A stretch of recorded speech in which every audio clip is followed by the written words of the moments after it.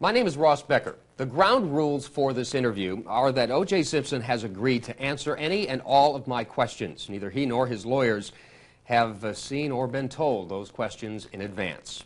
I've agreed not to ask Mr. Simpson questions concerning his children, his personal finances, about any privileged conversations between Mr. Simpson and his attorneys, or any questions about any post-trial legal matters. The only people in the room during this interview are the camera operators, O.J., and myself. Also, a copy of this interview will be kept in the custody of my attorney as a guarantee that it will be disseminated exactly as it was recorded in real time.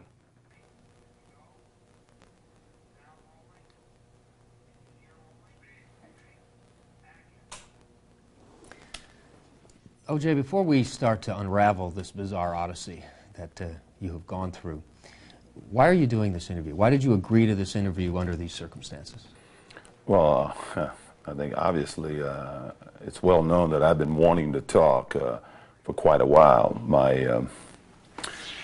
When the case was over, I wanted to talk immediately. Unfortunately, I had some new lawyers, and I was involved in another litigation, a civil suit. They had some concerns because they hadn't really spent any time with me.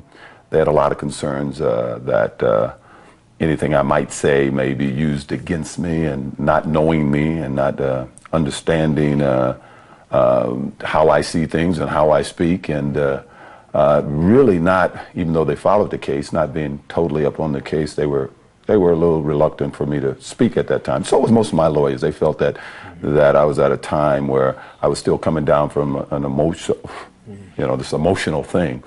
Are you doing this for the money, too? Oh, obviously. I've spent a career collecting a certain wealth. A lot of people have relied on me over those years, family, in-laws, and I've had to use all that up, all those savings up, to defend myself. Were you coached? Were you coached at all on what to say here today? Not at all. I think one thing that my new lawyers found, once they sat down with me, and they did sit down with me, they did interview me, and in the course of firing questions at me, they felt pretty good about me as a client. About letting you go and talk and say it the way you want to say it. Want to say things, yes. I want to begin by talking about two very important moments, and both of them happened in the courtroom. One was the day you stood before Judge Lancido and you said that you were 100% not guilty. Now, ultimately, of course, the jury agreed with that, but the truth is that in the minds of millions of people around the world, you killed Nicole Brown and Ron Goldman. They believe that. That's their perception. And because you had a lot of money and you had some innovative lawyers, you're going to get away with it. Can you live with that public perception in the minds of some people? Well, I don't think doing this tape is going to change a lot of minds. Basically, I think the people who have had faith in me and believed in me, hopefully I'll justify that and give them some fodder so that when they're out debating with people, have a little more ammunition. But I also think that I believe in people. I've always got along with people. I've always found people interesting, and I think basically people are honest and they want to be fair. And I think as this trial goes on and as I speak more, some truths will come out that didn't come out during the course of this trial. I felt that during the trial there was a lot of misrepresentations made by the prosecution that for whatever reason the media used.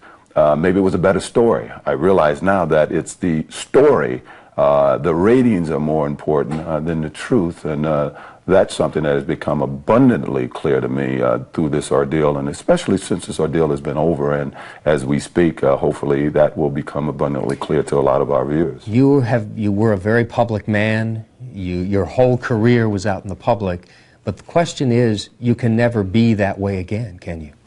Well, I don't want to be that way again, to be honest. I like me.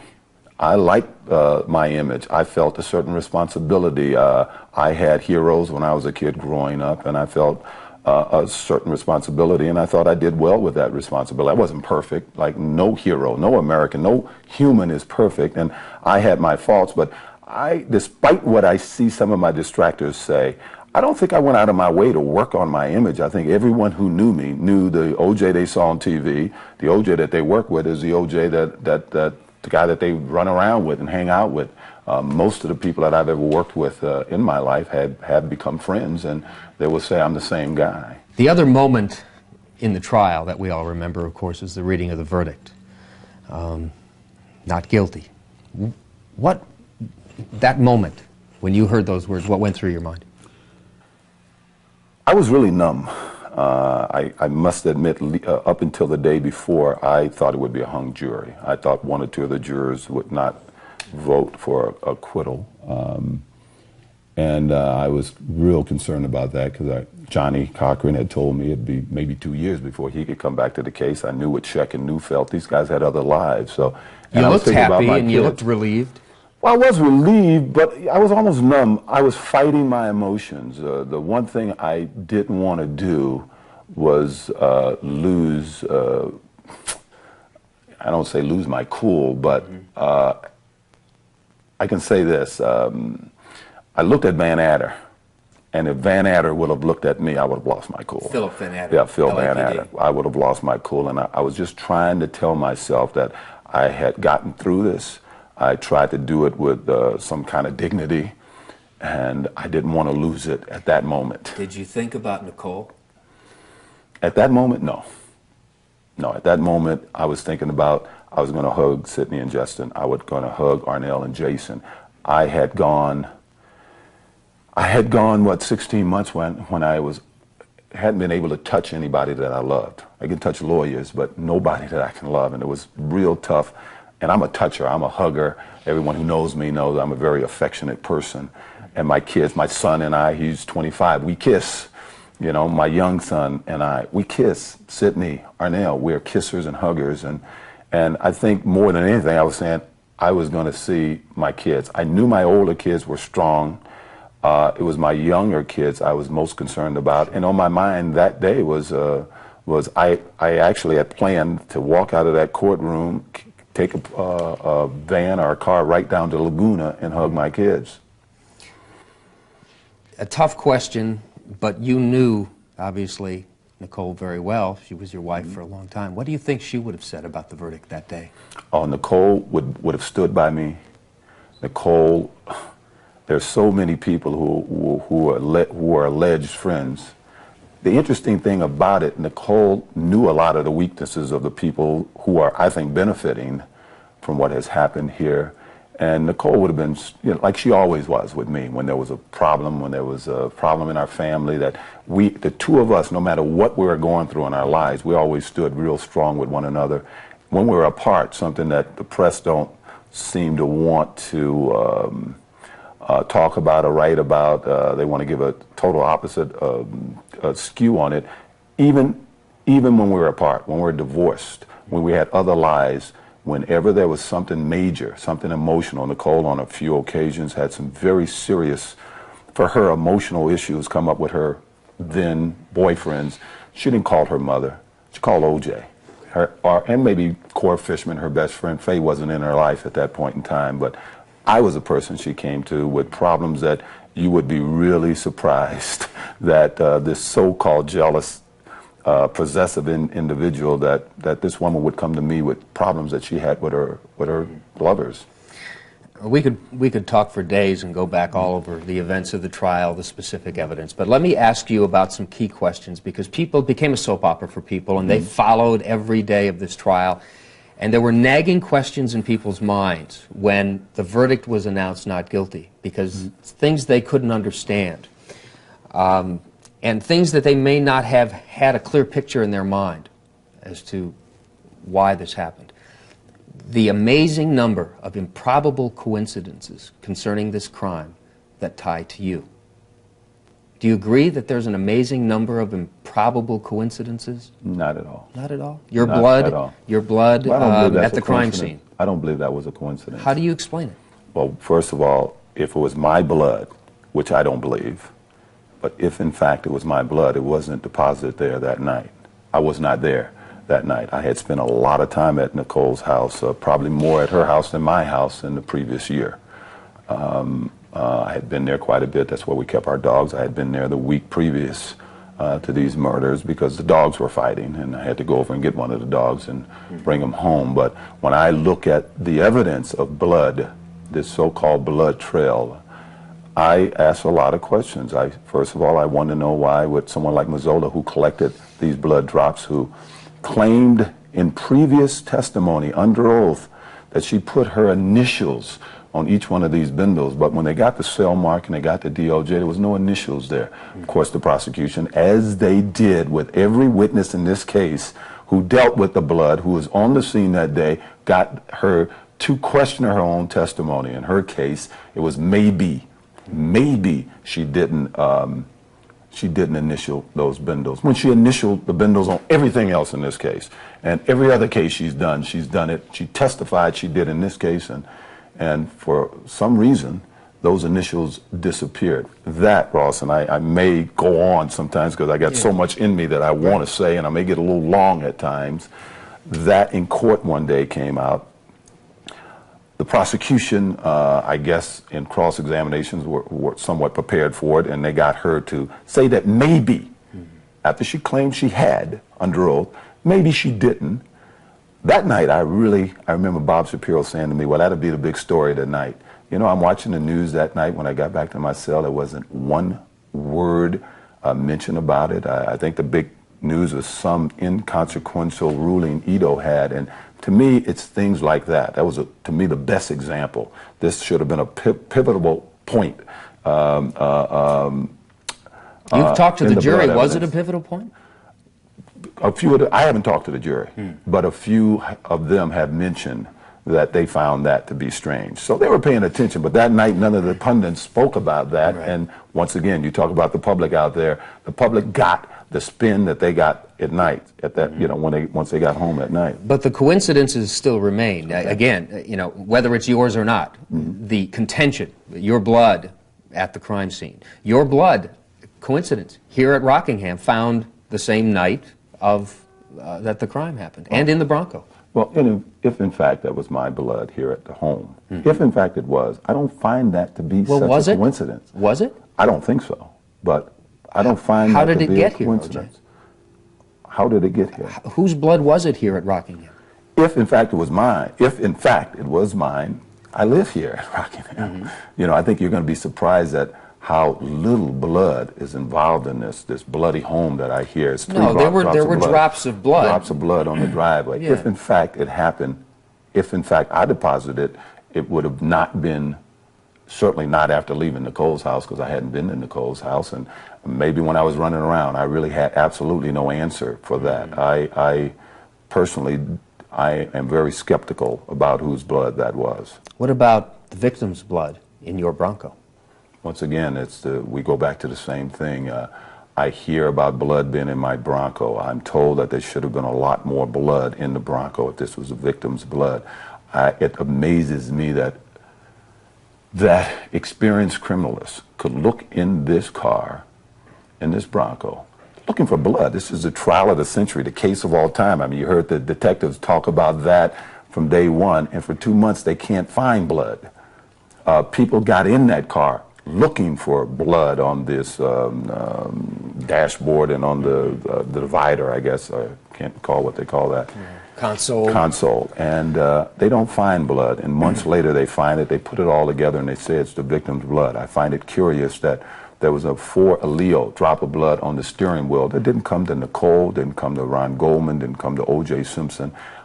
I would submit that if they would have typed that blood dropped or smudged that they saw on the door handle of the Bronco, it probably would have been a 4 allele.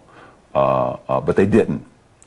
I don't understand how. I definitely went to my Bronco right before I left. I opened the door of my Bronco. I went in the Bronco. Allen Park, Cato were here at that time. Why wasn't my fingerprints on the handle of my Bronco? I submit somebody opened that Bronco, didn't want their fingerprints on it, erased it. I submit that there's no way that Mark Furman could have seen the blood spots that he claimed to have seen on the running board and stuff of that car unless the door was open. And I think that was proven. I don't think anybody disputes that you could not see those blood spots that he claimed to have seen unless he was in the Bronco. I don't think anybody disputes that you could not see those blood spots that he claimed to have seen unless he was in the Bronco. Your hair found in the knit cap at the crime scene. No, that's inaccurate. It's not. No, I mean, I'm saying it's inaccurate. No one said that was my hair. They said hair similar to, and I'll go to Hank Goldberg on that. Hank Goldberg, when he was speaking with Henry Lee about something that was consistent, I think was the word, consistent with is what they used in court, yes. And I'll use Hank Goldberg's words on that. Hank Goldberg said to Henry Lee, when you say consistent with, you're not saying it is. Right. You're not saying it's a fact. You're saying maybe it could be. And it's another thing for the jury to consider. Representation. There's hairs in that hat that they said wasn't consistent with mine. There's hairs that they said was consistent with mine. But I submit you can take 10 black guys, you know, and you'll find that hair consistent with probably a number of them. Size 12 Bruno Magli shoe prints found at the crime scene. What size shoes do you wear, O.J.? Well, coincidence? Well, if you go into my closet, you'll see from 10.5 to 13s. They focused on 12s. It's coincidence. You know? I understand. Well, it's a coincidence, but let me ask you this. And let me ask the public this. The FBI did an exhaustive search about Bruno Magli shoes. They said it was a rare shoe. They went to every outlet that sold Bruno Magli shoes. Not one person said they ever sold me these Bruno Magli shoes. Now, they say this is a very, the most exhaustive investigation of all time, right? No, I was the most exhaustively investigated person of all time. The case wasn't who bought Bruno Magli shoes. Did the FBI tell us who in L.A. might have purchased Bruno Magli shoes? If they did, we don't know about that. Did you ever have any? First of all, I would have never worn those ugly shoes, you know. I can't tell you the name of the shoes I have on now. I think with most men, unless they're tennis shoes, you know, Nike, you know, some make of a tennis shoe, you know the name of your tennis shoe. I can't tell you the name of any. I may have upwards of 40 pairs of shoes upstairs. I couldn't tell you the name of the shoes. So you don't know if you ever owned a pair of those shoes? I don't know. I've never walked into a shoe store and asked for a named pair of shoes ever in my life. Do you still have the 2 pairs of gloves that Nicole bought for you? I don't know if Nicole ever bought me gloves. I never recall Nicole ever buying me gloves. Now, we do have, and the prosecution knows this, we do have discovery from friends of ours, at least one, that said Nicole bought him 2 pair of shoes. I mean, 2 pair of gloves, not these pair of gloves. At Christmas, I buy for possibly, I know, well over 100 people. Nicole normally was in charge of getting Christmas presents for various people. I would buy for my son, for AC, for Marcus Allen, you know, a few of my very close friends I would buy for. But then we had this other group of friends, and Nicole would get the list, and she'd go out and buy for them. I don't know if she bought these gloves for someone. I do know that one person did come forward and also sent the gloves that she had purchased for him. And I'm not sure of this, but I'm pretty sure that was from. But you had them on in the photograph. No. At the sidelines? I had on gloves that looked similar to them. They may have been that make. I don't know. But if you look at pictures of me on sidelines, you've seen me wear numerous gloves, numerous colored gloves. Where are any of those gloves? In those pictures, I asked you, where are any of the clothes that I wore in those But the coincidence, I'm talking about public perception and coincidence. Yeah. And isn't it a coincidence that you stand in a photograph with similar gloves on to the gloves that were apparently worn by the murderer? I don't know. It's a coincidence, isn't it? You can say it's a coincidence, but I submit that any well-dressed man who wears gloves, everybody in the East wears gloves. And you can walk down the street and I can guarantee you, time and time again, you'll see similar make gloves. I find it, is it a coincidence that there was no gloves upstairs? Is it a coincidence that I had one glove that looked like these gloves? As a matter of fact, I would submit to you, if I put on the one glove they found upstairs that had lambskin interior, and I stood across this room, or you took a picture, it'd be pretty difficult to tell that glove from the gloves that they said I was wearing in the photographs and trials. I also say, what happened to the other glove of that? I'm with gloves the way I am with sunglasses. I lose them. I have a thing that I do that I'm sure the prosecution in their exhaustive investigation has discovered that every 6 months, when I'm in New York, when I leave New York, I give 90% of my clothes away. When I leave L.A. in August, I give 90% of my clothes away. They've investigated this. They've talked to my doormen in New York. They've talked to my house help here. That's what I do. So if you had gloves, they're they're tossed to the wind. They're somewhere. Possibly. I really don't. I don't know where my black gloves are. I don't know where the other glove to the lambskin glove went. But as I say to you, they took pictures of me wearing an outfit. Right. I asked them, where is any single apparel, except maybe the tie I might still have, that you see, and a big coat. There's one big coat I'm pretty sure is still back in New York. Where are any of the clothes that you see me wearing in those pictures? Okay. Who was the person that Alan Park saw walking across your driveway just, was it 4 minutes before 11? Who was that person? See, once again, we go to Marcia Clark, and I hope we have enough time and you ask enough questions, I'll try to shorten my answers up so that we can. I want to hit these points that people have questions about. It was never answered. It's never been revealed who that is. The problem is Marcia Clark. Marcia Clark has given an impression of things, and people are living with those impressions. I'm seeing the pundits on TV commenting on things that were not facts in this case. Alan Park never once said that he saw anybody walking across a driveway. During questioning, he certainly indicated that he may have saw seen someone right outside the front door of my house. Yes. He put an X on an exhibit to show exactly where that was, so there could be no mistaking what Marcia said and what has been repeated time and again by the pundits was not true. It was not evidence in this case. I did walk out the door. I walked out to the door right to the point where he put an X on that picture. So that I dropped some luggage. I took my golf bags off the bench. I dropped them there. I signaled what I thought was Dale. I thought it was my old limo driver, Dale. Your regular limo driver. Yeah, at that point. I didn't realize it was someone other than Dale. I don't know if that's the correct time you have it also, but I dropped that right there. Right when Cato evidently let him in, he drove up right where those two bags were sitting, is right where he put the X. That's right where I walked to, and I turned around, went back upstairs, finished up with my clothes in my bag, put a shirt on, and came right back downstairs in 2 minutes or so. It didn't take me much more than 2 minutes to do that. Why did you lie to the limo driver and tell him you were asleep, and that's why you missed his ringing? No, see, that's once again, Alan Park, who I felt was as honest as he could be, but I think we'll show you quite convincingly that his perceptions weren't all that reliable that night on virtually everything he spoke about that night. In this instance, I never, ever, ever said that I was asleep, ever. When I walked outside, Cato Kalin said to me, "Did you oversleep?" I saw in one report where Cato said to Alan Park when he first saw him, he must have overslept. So I'm assuming with all of this happening, Alan Park just assumed I overslept. The main reason I went to McDonald's instead of just had a bowl of cereal is because I was trying to stay awake. It was Cato who had said to me when we returned to my house, "Well, maybe you can take a nap." And I said, "Hey, I don't have time to take a nap." And I didn't want to take a nap. I was getting on a red eye. And if you've ever taken red eyes, the last thing I wanted to do was sleep before I got on the red eye because I had hoped to be able to sleep on the red eye. What was in the bag? What bag? The bag that Cato Kalin, that apparently you did not let Cato Kalin put in the limousine. That's how it was phrased. Well, and that's the public perception of what happened. Yeah, well, that goes like someone walking down the driveway and across the driveway.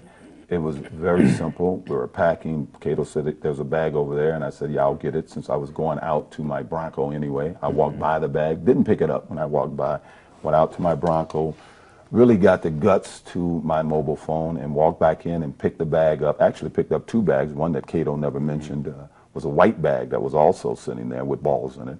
Picked both bags up, walked back to the front of the house, and at that point Cato was talking about finding a flashlight. I told him to look in my kitchen. I actually asked Alan Park to get my golf bag out, but Cato was talking about the flashlight. I walked in my front door, dropped the white bag down, which somehow got lost in all of this. And that had golf balls in it. That also had golf balls in it. It was right by my front door, and I believe in some of the pictures taken, you'll see that white bag there. So what was in the black bag? Golf balls, usable golf balls, and a windbreaker. There was a recent story that I want to ask you about right up front, that Paula Barbieri broke up with you the night that Nicole was murdered, earlier that evening. I learned that in jail. What do you mean you learned that in jail? That Well, she had left you a message, or? Well, yeah. Well, actually, one day we were talking about something in jail, and it came up. You know, that she was, that I don't know. See, Paul and I, as she said in her, and I can't really talk about her deposition.